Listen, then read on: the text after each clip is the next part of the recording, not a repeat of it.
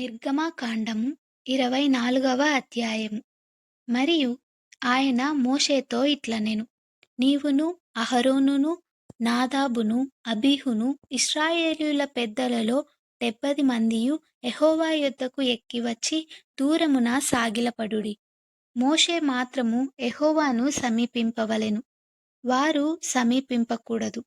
ప్రజలు అతనితో ఎక్కి రాకూడదు. మోషే వచ్చి యెహోవా మాటలన్నిటినీ విధులన్నిటినీ ప్రజలతో వివరించి చెప్పెను. ప్రజలందరూ యెహోవా చెప్పిన మాటలన్నిటి ప్రకారము చేసెదమని ఏక శబ్దముతో ఉత్తరమిచ్చిరి. మరియు మోషే యెహోవా మాటలన్నిటినీ వ్రాసి ఉదయమందు లేచి ఆ కొండ దిగువను బలిపీఠమును ఇశ్రాయేలు 12 గోత్రముల చొప్పున 12 స్తంభములను కట్టి ఇశ్రాయేలీయులలో యవనస్తులను పంపగా వారు దహన బలులనర్పించి యెహోవాకు సమాధాన బలులుగా కోడెలను వధించిరి.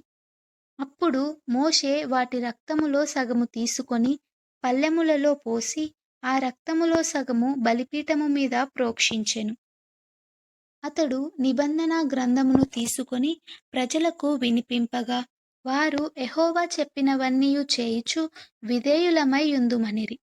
అప్పుడు మోషే రక్తమును తీసుకొని ప్రజల మీద ప్రోక్షించి, ఇదిగో, ఈ సంగతులన్నిటి విషయమై యెహోవా మీతో చేసిన నిబంధన రక్తము ఇదే అని చెప్పెను. తరువాత మోషే అహరోనును నాదాబు అబీహు ఇశ్రాయేలీయుల పెద్దలలో 70 మందియు ఎక్కిపోయి ఇశ్రాయేలీయుల దేవుని చూచిరి. ఆయన పాదముల క్రింద నిగనిగలాడు నీలమయమైన వస్తువు వంటిదియు ఆకాశమండలపు తేజము వంటిదియు ఉండెను.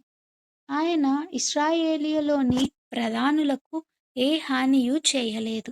వారు దేవుని చూచి అన్నపానములు పుచ్చుకొనిరి. అప్పుడు యెహోవా మోషేతో ఇట్లనెను, నీవు కొండ ఎక్కి నా యొద్దకు వచ్చి అచ్చట నుండుము. నీవు వారికి బోధించునట్లు నేను రాసిన ఆజ్ఞలను ధర్మశాస్త్రమును రాతి పలకలను నీకిచ్చెదనగా మోషేయు అతని పరిచారకుడైన యెహోషువయు లేచిరి. మోషే దేవుని కొండ మీదికి ఎక్కెను. అతడు పెద్దలను చూచి, మేము మీ యొద్దకు వచ్చువరకు ఇక్కడనే ఉండుడి. ఇదిగో, అహరోనును హూరును మీతో ఉన్నారు. ఎవనికైనను వాజ్యమున్న ఎడల వారి యొద్దకు వెళ్ళవచ్చునని వారితో చెప్పెను. మోషే కొండ మీదికి ఎక్కినప్పుడు ఆ మేఘము కొండను కమ్మెను. యెహోవా మహిమ సీనాయి కొండ మీద నిలిచెను. మేఘము 6 దినములు దాని కమ్ముకొనెను. 7వ దినమున ఆయన ఆ మేఘములో నుండి మోషేను పిలిచినప్పుడు యెహోవా మహిమ ఆ కొండ శిఖరము మీద దహించు అగ్నివలె ఇశ్రాయేలీయుల కన్నులకు కనబడెను. అప్పుడు మోషే ఆ మేఘములో ప్రవేశించి కొండ మీదికి ఎక్కెను. మోషే ఆ కొండ మీద రేయింబవళ్ళు 40 దినములుండెను.